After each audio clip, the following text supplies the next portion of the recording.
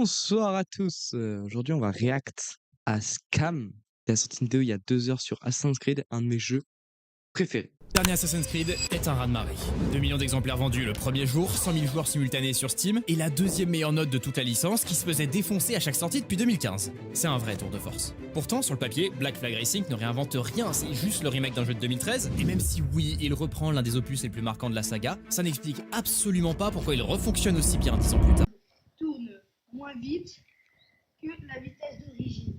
Alors déjà, pour la première, C'est parti et on commence directement avec l'exploration parce que c'est peut-être là où il y a le plus de choses à dire. Au niveau de la map, pourtant, c'est hyper solide dans tous les jeux et s'il y a bien un point où Ubisoft est réputé, c'est celui-là. Et Alors, ils savent faire des maps, mais c'est tout. C'est des maps vides, c'est des maps avec rien dedans, ou comme Valhalla, avec trop de choses dedans. C'est que d'un côté, t'as des open world plus petits, à la clair-obscur. C'est un open world, hein, ou Hollow Knight, mais t'as des choses à faire dedans. Là, bah, t'as des endroits, c'est juste historique. C'est comme l'open world de Forza Horizon. C'est que y a rien. Il y a des panneaux, mais en fait, c'est juste des trucs pour rallonger l'histoire, en fait. Rallonger le jeu. bon monde ouvert, c'est avant tout un monde ouvert qui arrive à faire en sorte que ses joueurs prennent du plaisir à s'y déplacer. Il y a plein d'exemples, Zelda et ses Et aussi, tu sais, genre que le fait que ce soit rapide ou non, ça n'entache pas. Je sais que pour avoir joué à Spider-Man, c'est jouissif, en fait, de se déplacer dans la map, etc. Par contre, Forza, tu te fais vite chier. C'est que genre, c'est tout le temps la même chose. Tu conduis certes des belles voitures avec un bon bruit, mais tu te fais chier. Lord Abstergo et cette histoire d'Animus que personne ne comprend vraiment à part ceux qui ont commencé la licence il y a 20 ans. À chaque fois, c'est des phases pas drôles, pas fun et même pas forcément intéressantes car la plus Alors, ce truc-là, pour le coup, je kiffe l'histoire d'Assassin's Creed et honnêtement, c'est l'une des meilleures que j'ai vues depuis ces 10 dernières années dans le jeu vidéo. C'est que genre, il y a du lore énorme pour une seule saga. Et je trouve ça incroyable.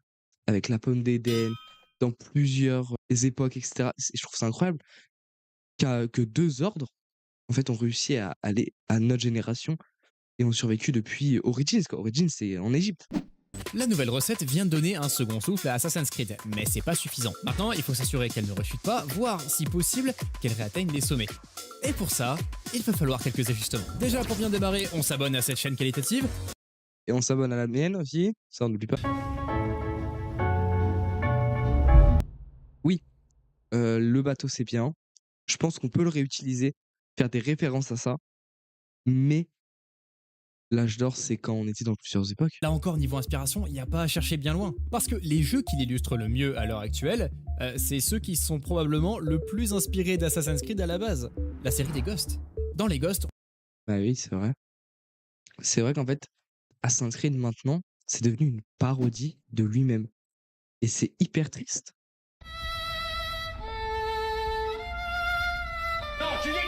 il faut que la différence se fasse entre un petit bateau de début de jeu et un énorme galion de fin de partie. Toujours dans cette optique de rendre le jeu hyper satisfaisant et addictif, comme ce Il faut que ça le rende un peu réaliste aussi. C'est que bah au début, tu commences, t'es une sombre mer, t'as une barque. À la fin, t'as gagné en popularité. Bam, tu vois, t'es le maître. Et ça doit se voir aussi en même temps de PNJ. C'est que ça doit pas que se voir niveau vestimentaire comme dans Mirage, mais ça doit aussi se voir comment les PNJ réagissent avec toi. C'est qu'au début, tu sais, ils te crachent à la gueule, ils t'insultent, etc. Et à la fin, tout le monde qui s'est quitté parce que tu fais parler de toi. Un peu à la Luffy dans One Piece.